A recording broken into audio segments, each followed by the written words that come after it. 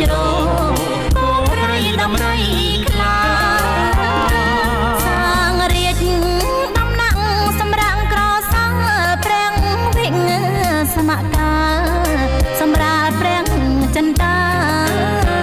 ទេថារចនាសំព័ន្ធសាវតាដំណាក់ស្លាខ្មៅវត្តសំពេលព្រឹមបោះពំទីតាំងបារាំងកាពីសាងព្រះវិហារកាតូលិកប្រចាំអគារកាស៊ីណូចាស់ច្បាស់សាំងខៃកម្មរាប់ចិត្ត100ឆ្នាំបនដាំបូកូមហត្តរតយាយម៉ៅនៅជាសាស្ត្រីដល់យុគសម័យសម្ដេចដែលជួក្រុមហ៊ុនសុខាអូតែលបូកូពីវត្តនៅលេចលោបូកូលបាញ់លបីសាងពាក់មនីគុំឡើងភ្នំហែមវសន្តាគារច្រើនជាន់រូបវ័នថ្មីថ្មីខ្មែរទាំងនគរទេសចរប្រងស្រីយុវជន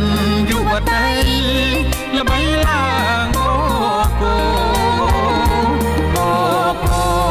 មានតែស្រុកខ្មែរមួយគត់គីបរិបទបរិសុទ្ធវាយោរួមថែឲ្យបានឋានសួគ៌បូកូយើងពូជអំបូរ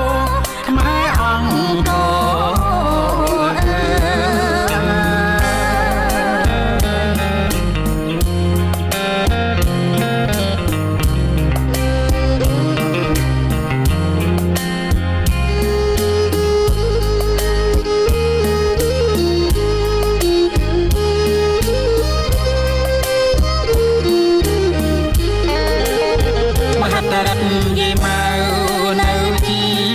សាស្ត្រី